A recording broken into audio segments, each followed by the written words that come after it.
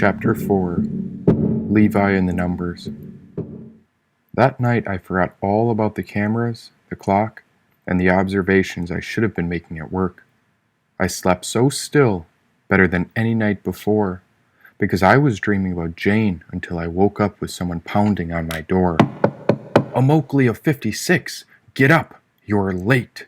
said the white man. Jumping to my feet, the lights were already on. Did they catch me? Oh, those cameras must have told them. "I'm so sorry, I didn't mean to," I told the man.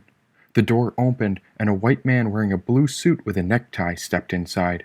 Hiding under my covers, I watched his pale face lean closer while an itchy red irritation grew brighter on his cheeks. "Not a single production floor recorded your badge yesterday," yelled the man. "Not one!" Did it beep?" asked the white man. "What?" He was pointing at my badge. "Did the badge beep, or is it broken?" asked the man. "Broken? Where do broken badges go?" "The badge man," said the white man. "The badge man?" I asked. "Come with me," he said. Oh my goodness! I was still alive while I followed him through a hidden set of halls to a place with more desks than doors, and once the walls opened, we found ourselves in a giant office stuffed with black monitors and diligent workers inside.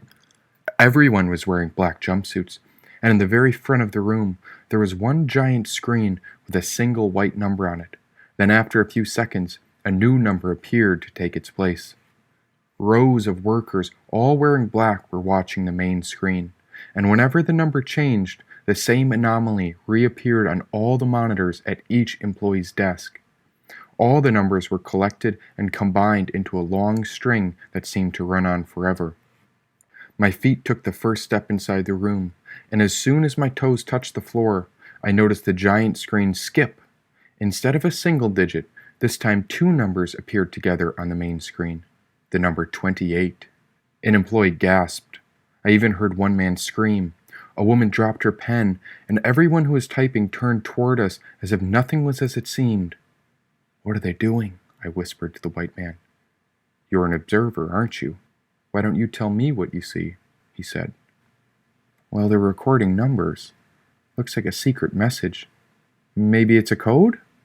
"Very good.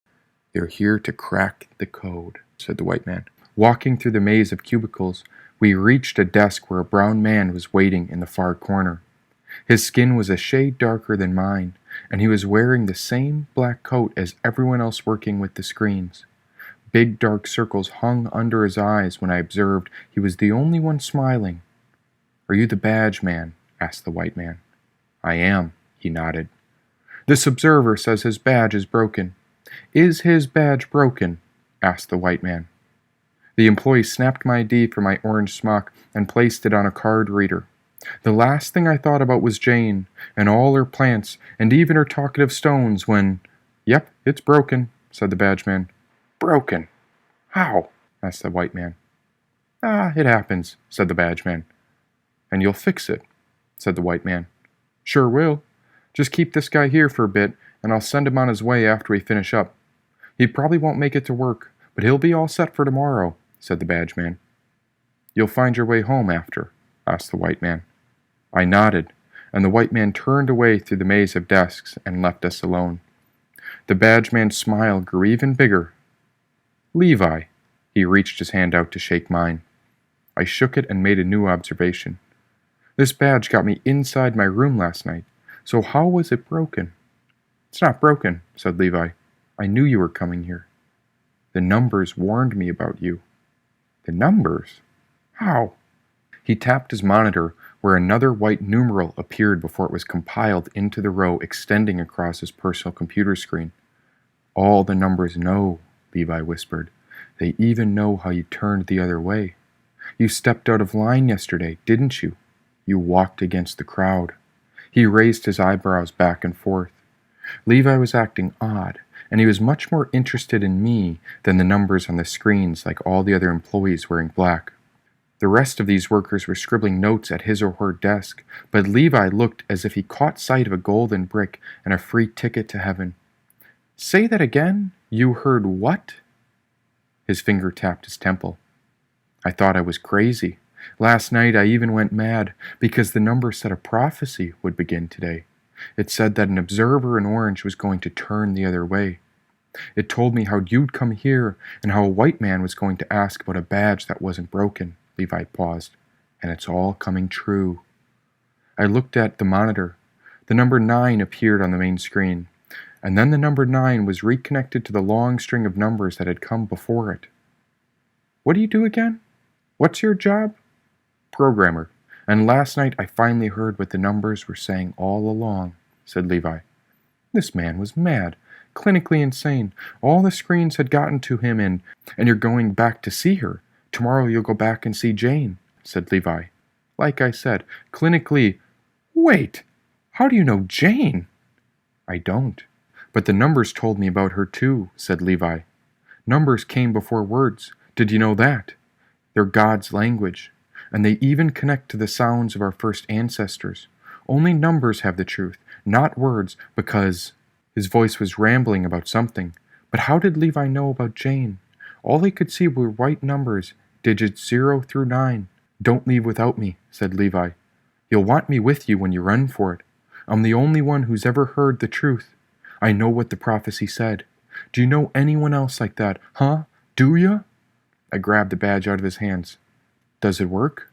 He didn't answer, and instead he kept smiling. Will I get in trouble again, Levi? We'll see, won't we? He winked. I turned around and went straight home to my room.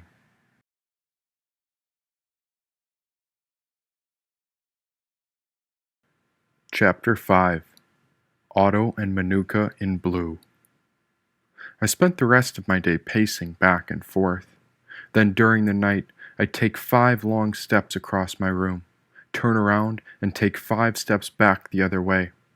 After a few hundred laps, I sat on the floor thinking of what I'd do. As soon as the morning came, I'd have to run the whole way. The white man had their eye on me all right, so as long as I scanned my badge at each workstation, then I should be fine. When the morning buzzer rang, I jumped up and bolted toward the door. No need to change. I was wearing a fresh orange uniform from the night before when I leapt outside before the morning jolt even rattled our hull.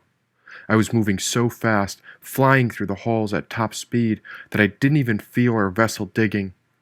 No one else had even left his or her room when I reached the factories first. Scanning my badge at the manufacturing sector, the automated door beeped and let me in. Leaping up the stairs, I reached the catwalk, ran through the connectors, and into all the viewpoints I'd cover on a normal day. Then at every door, between each factory, I scanned my badge to prove I was there. I was on my way out of the very last factory when... "Why you runnin'?" asked a voice. A large black man wearing a blue jumpsuit stepped onto the catwalk and grabbed my orange smock by the collar. No one else was here, and this man was much bigger than me. My native blood had gifted me with girth, but it was nothing compared to a black man his size. "Just a hurry, that's all. 'Excuse me now, need to go." "Oh, you're not going anywhere. Not until I'm done with you," said the black man. He was wearing blue, the sign of a laborer, and his fist was clenched in a ball at his side. Pushing me back, he held my throat and pressed my body against the metal railing. Manufacturing machines pounded through steel 2 stories below. "You know something I don't?" he asked. "I don't know anything. I'm just..." "But you work for the suits," said the black man. I nodded. "Then get me a doctor," said the black man. "Okay, well, if it makes you feel any better, I've never seen a doctor either. I'm just an observer and..." "I need a doctor now! My sister is dying!" yelled the black man. He pointed down from the catwalk to a woman curled up in a ball. She was a mixture of white and dark, but more pale and green the closer I observed. Something was wrong inside her, and I'd never observed pain quite like hers. See, when most workers die, it's because their purpose goes out. Kind of like a light bulb, and once the energy inside stops, the body is of no use either. "Well, I'll see what I can do." "See what you can do? Do it!" he yelled. "Okay, but you need to trust me." "Trust? Do you know what trust is? It's conviction you'd trade your life for. You willing to die the next time I see you?" asked the black man. "Otto, stop!" yelled the woman in blue below. "He's only wearing orange. He can't even help."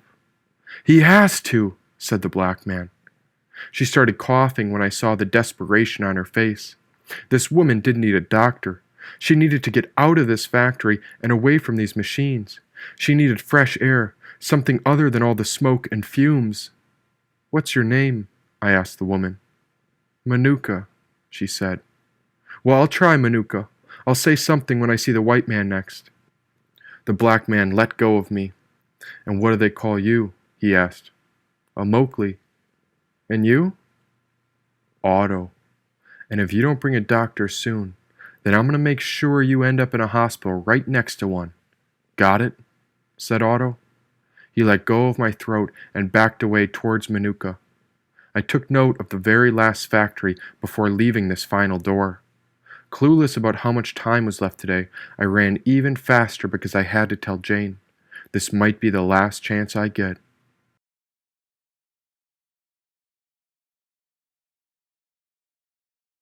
Chapter 6. A Place That No One Knows.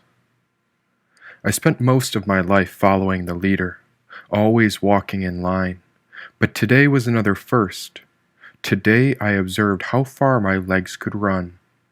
"You came back," said Jane. Tears erupted down her face when I opened the door labeled 28. She jumped off her silk pile to hug me, but I was on my hands and knees panting. "What's wrong?" she asked. "Something strange is happening. It's all crazy, because I met a badge man yesterday, and he knew who you were." "Well, I'm not surprised. I always thought I'd be famous," said Jane. "But he's never even seen you. Isn't that a little strange?" "Well, I have to show you something," said Jane. "My mom told me not to show anyone else unless they took my heart, and that's what you did. I couldn't even sleep last night," said Jane. She pulled me through the rows of vegetables toward the very back of a room where the bamboo grew. "Okay, but about this badge man," I paused. I tried to catch my breath, but my lungs wouldn't stop burning. "Who?" asked Jane. "His name is Levi, and he saw a message about me. And about you too. Or maybe it was for us." Well, I couldn't really remember what he said.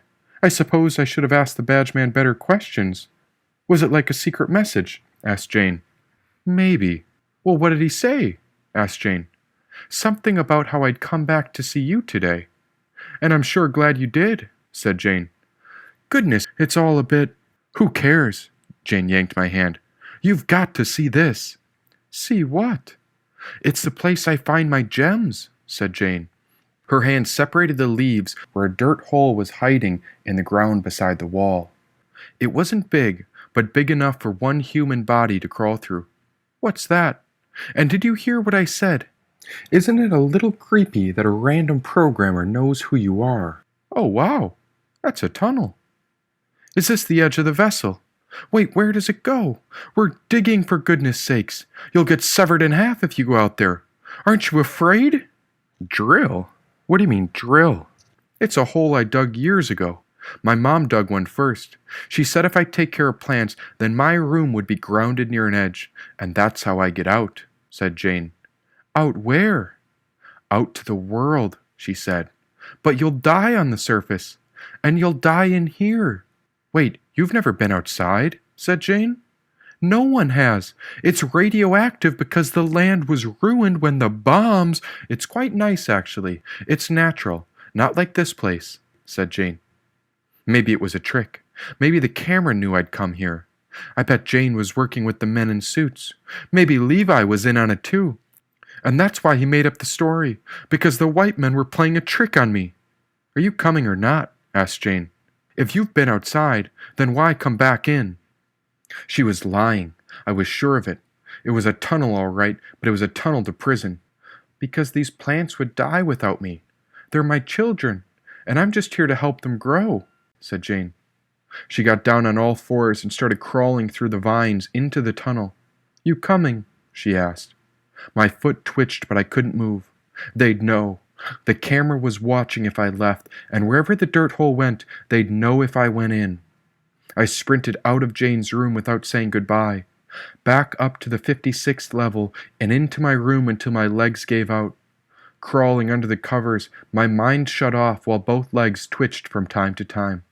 I'd never been so afraid of getting caught in my entire life.